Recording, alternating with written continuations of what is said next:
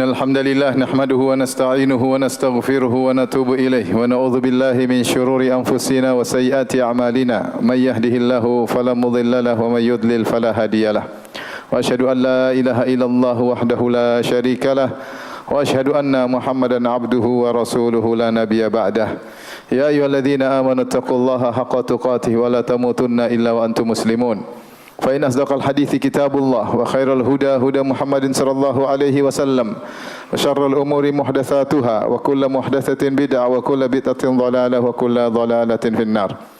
معاشر المسlimin, أوصيكم ونفسي بتقوى الله فقد فاز المتقون. Sungguhnya Allah Subhanahu wa taala di antara bukti rububiyahnya ia adalah Ar-Razzaq, yaitu Sang Maha Pemberi Rizki. Allah berkata, Innallaha huwar razzaqu dzul quwwatil matin. Dialah Allah Sang Maha Pemberi Rizki, dzul quwwah, yang memiliki kekuatan. Para ulama mengatakan di sini Allah menggabungkan sifatnya Maha Pemberi Rizki dengan sifat kekuatannya. Kenapa Allah memiliki kekuatan dalam memberi rizki? Di antara bukti kuatnya dalam memberi rizki, kita tahu bahwasanya makhluk yang ditanggung rizkinya oleh Allah mungkin triliunan dari kalangan manusia dengan jumlah yang begitu banyak, dari hewan-hewan, hewan darat, hewan laut maupun hewan yang di udara. Demikian juga jin yang jumlahnya begitu banyak, ya. Semuanya ditanggung oleh Allah Subhanahu wa taala. Wa ma min dabbatin fil ardi illa 'ala Allahi rizquha wa ya'lamu mustaqarraha wa mustawda'aha. Tidak ada satu hewan melata pun kecuali Allah yang tanggung rizkinya. Allah tahu mustaqarraha, ada yang mengatakan Allah mengetahui di mana sarangnya, wa mustawda'aha, dan Allah tahu di mana dia mencari rizki. Jadi Allah tahu dia berjalan kapan keluarnya dari sarangnya menuju tempat cari rizkinya, Allah sudah siapkan untuk dia. Sementara kita tahu hewan tidak memiliki kecerdasan seperti manusia. Kata Allah Subhanahu wa taala, wa ka'ayyin min dabbatin la tahmilu rizqaha Allahu yarzuquha wa iyyakum. Betapa banyak hewan melata tidak mampu mengatur rizkinya, Allahu yarzuquha, Allah yang atur rizkinya, wa iyyakum, demikian juga kalian. Oleh karenanya Allah kuat karena terlalu banyak makhluk yang dijamin rizkinya oleh Allah Subhanahu wa taala. Di antara kekuatan Allah dalam beri rizki, Allah memberi rizki kepada mereka duf'ah wahidah, dalam satu waktu, tidak bertahap, seluruhnya diberi rizki dalam satu waktu. Ini menunjukkan kekuatan Allah dalam memberi rizki. Dan di antara kekuatan Allah dalam memberi rizki, Allah memberi rizki secara berkesinambungan, tiada henti-hentinya. Apa kata Nabi SAW? Yadullahi mal'a, sungguhnya tangan Allah penuh dengan rizki, penuh dengan aset kekayaan. La taghidhuha nafaqah, apa yang Allah berikan kepada hamba-hambanya tidak mengurangi aset kekayaannya. Sahaul laili wan nahar, selalu dermawan siang dan malam. Ara'aitum madza anfaqa mundzu khalaqas samawati wal ard fa innahu lam yaghid ma fi yadihi. Coba kalian renungkan apa yang telah Allah keluarkan, Allah rizkikan buat makhluk-makhluknya sejak Allah menciptakan langit dan bumi. Sudah berapa juta tahun? Sudah berapa lama? Sungguhnya apa yang dia keluarkan sejak saat itu sampai sekarang tidak mengurangi kekayaannya sama sekali, karena dia adalah maha kaya. Ma'asyiral muslimin, Allah maha kaya, asetnya tidak terbatas. Kenapa? Inna ma'amruhu idza arada syai'an an yaqula lahu kun fayakun. Kalau Allah ingin sesuatu, Allah tinggal mengatakan jadi maka jadilah. Maka aset tanpa batas. Apa yang Allah inginkan segera terjadi.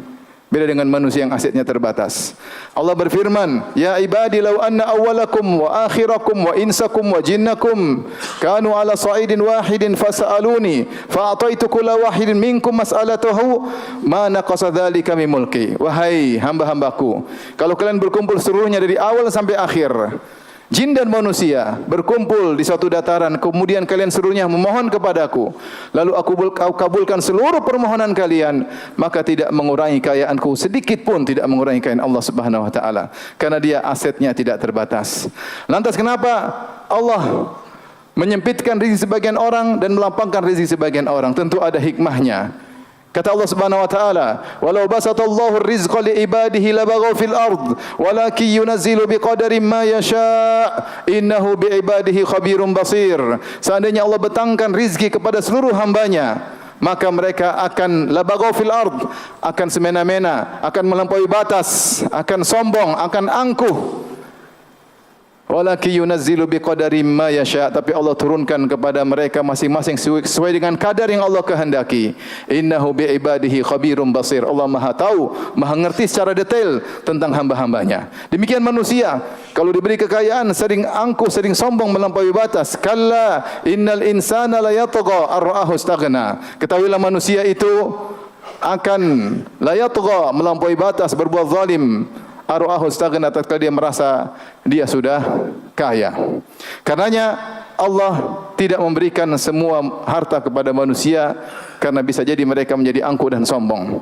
Demikian juga di antara hikmah Allah menjadikan rizki bertingkat-tingkat agar rotasi kehidupan bisa berjalan, ekosistem bisa berjalan. Ada yang kaya, ada yang miskin, sehingga bisa terjadi rotasi kehidupan. Kata Allah Subhanahu wa taala, "Ahum yaqsimuna rahmata rabbik. Nahnu qasamna ma'isyatahum fil hayatid dunya." Nahnu qasamna bainahum ma'isyatahum fil hayatid dunya wa rafa'na ba'dahum fawqa ba'dhin darajat liyattakhidha ba'dhum ba'dhan sukhriya. Kata Allah, apakah mereka yang mau bagi-bagi rahmat kami, bagi-bagi rezeki kami? Kamilah yang mengatur rezeki kehidupan mereka di antara mereka dalam kehidupan dunia. Kami jadikan sebagian lebih kaya daripada yang lainnya. Buat apa? Liyattakhidha ba'dhum ba'dhan sukhriya, agar sebagian bisa menggunakan sebagian yang lain. Ini di antara kesempurnaan takdir Allah Subhanahu wa taala. Allah menjadikan ekosistem dunia bisa berjalan. Maka manusia tidak semuanya kaya. Kalau semuanya kaya tidak ada yang diperintah. Kalau semuanya miskin lantas siapa yang memerintahkan? Maka Allah jadikan ada yang kaya, ada yang miskin, dan masing-masing dengan tugasnya dan ujiannya masing-masing. Oleh karena jika seorang diberi rezeki oleh Allah Subhanahu wa taala, setelah dia berusaha, yakinlah bahwa itu yang terbaik baginya jika dia mensyukuri rezeki tersebut. Aku qouli hadza, astaghfirullah li wa lakum wa lisa'il muslimin kulli dhanbin khati'ah fastaghfiruhu innahu huwal ghafurur rahim.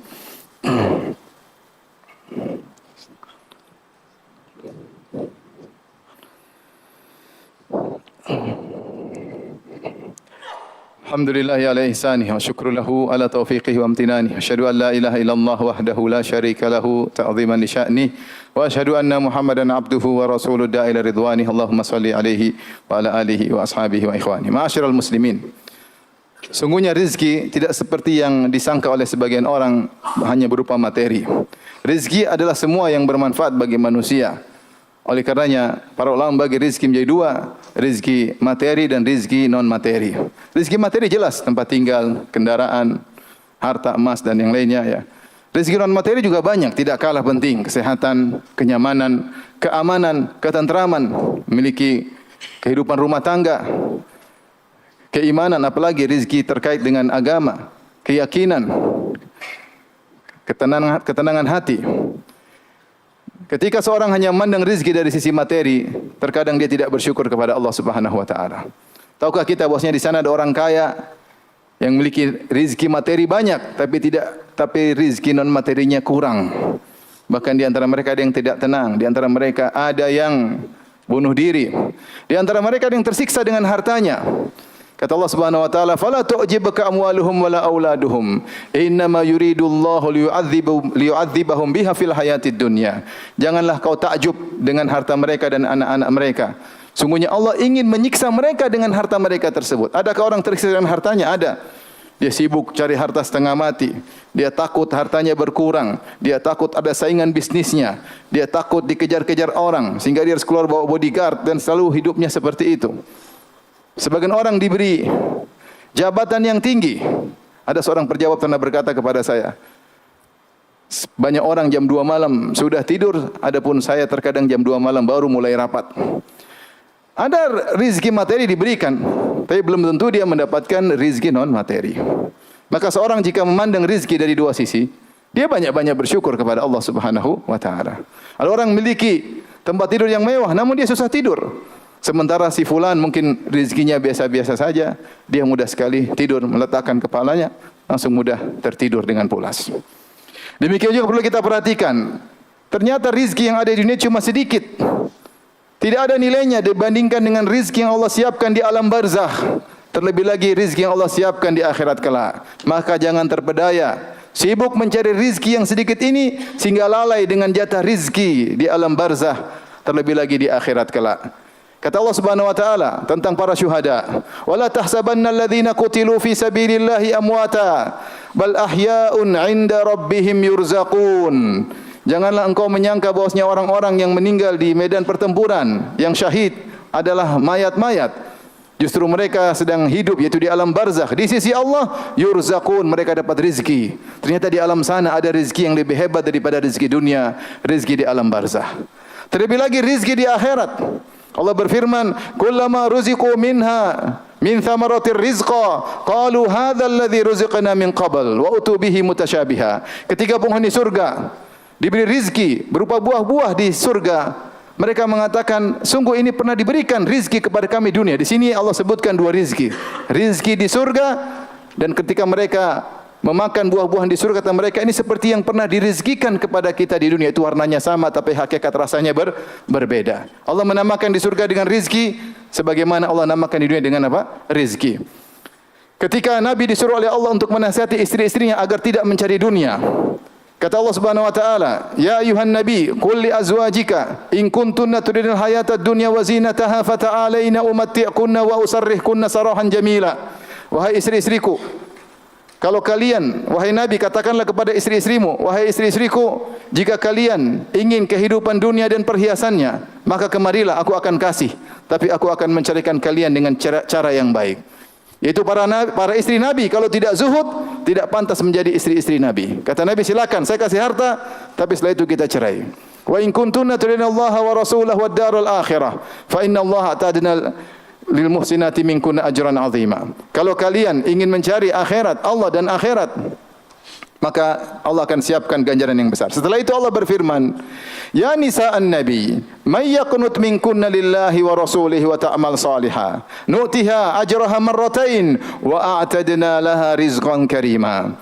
Wahai istri-istri Nabi, siapa di antara kalian yang taat beribadah dan beramal saleh karena Allah dan Rasulnya, maka kami akan berikan dia ganjaran 2 kali lipat, wa a'tadna laha rizqan karima, dan kami akan siapkan rizki yang mulia di surga kelak yang tidak ada bandingannya dengan rizki dunia. Kata Allah Subhanahu wa taala kepada Nabi sallallahu alaihi wasallam, "Wa la tamuddanna 'ainaika ila ma matta'na bihi azwajan minhum zahratal hayatid dunya linaftinahum fi wa rizqu rabbika khairu wa abqa." Wahai Muhammad, janganlah kau panjangkan pandanganmu kepada sekelompok orang yang kami berikan rizki kepada mereka harta dunia. Zahratal hayatid dunya, hanya kesenangan dunia yang akan cepat sirna. Kemudian kata Allah, wa rizqu rabbika khairu wa abqa, dan rizki dari Rabbmu, maksudnya di akhirat kelak, lebih baik dan lebih kekal. Maka wahai kaum muslimin yang mungkin rizkinya disempitkan oleh Allah ketika di dunia, bersabarlah. Sungguhnya rizki dunia tidak ada apa-apanya. Rizki di akhirat jauh lebih baik. Seorang berusaha mencari rizki dunia, tapi kalau Allah kasih dia sesuai dengan yang dia dapatkan, kata Allah yang terbaik baginya. Allah siapkan rizki yang jauh lebih baik di akhirat kelak. Maka jangan seorang semangat mencari rizki di dunia dengan segala cara, akhirnya dia tidak dapat jatah rizki di alam barzah yang hidupnya bakalan lama di sana. Kemudian dia ternyata tidak dapat rizki di akhirat kelak. Waliyadzubillah. Oleh karenanya ketika mencari rizki, carilah dengan cara yang halal. Rizki dunia sudah ditetapkan, ditempuh dengan halal atau dengan cara haram, sama saja hasilnya tidak berubah. Kata Nabi sallallahu alaihi wasallam, "Inna ruhal qudusi nafatha fi rawi, anna nafsan lan tamuta hatta tastakmila rizqaha." Sungguhnya Jibril menyampaikan wahyu kepadaku bahwasanya tidak satu jiwa pun yang meninggal sampai dia sempurnakan rizkinya sesuai dengan jatahnya.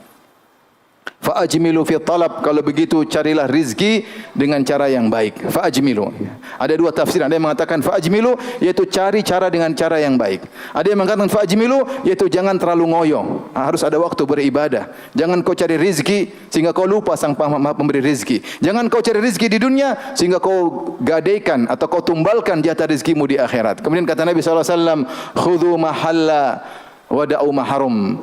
ambillah yang halal dan tinggalkan yang haram. Karena kau berusaha semaksimal pun kau tempuh cara haram, tetap saja jatahmu sama saja untuk rezeki di dunia. Semoga Allah Subhanahu wa taala memberikan kepada kita rezeki dunia dan rezeki di surga kelak. Amin ya rabbal alamin. Innallaha malaikatahu yusalluna 'alan nabi ya ayyuhalladzina amanu sallu 'alaihi wa sallimu taslima. Allahumma salli ala Muhammad wa ala ali Muhammad kama sallaita ala Ibrahim wa ala ali Ibrahim innaka Hamidum Majid. Wa barik ala Muhammad wa ala ali Muhammad kama barakta ala Ibrahim wa ala ali Ibrahim innaka Hamidum Majid. Allahumma ighfir lil muslimina wal muslimat wal mu'minina wal mu'minat al ahya'i minhum wal amwat innaka sami'un qarib mujibu da'wat wa ya qadiyal hajat. Allahumma ati nufusana taqwaha wa zakkiha anta khairu man zakkaha anta waliyuha maulaha. Allahumma aslih lana dinana alladhi huwa ismatu amrina wa aslih lana dunyana allati fiha ma'ashuna wa aslih lana akhiratana allati ilaiha ma'aduna waj'al hayata ziyadatan lana fi kulli khair waj'al mauta rahatan lana min kulli syarr.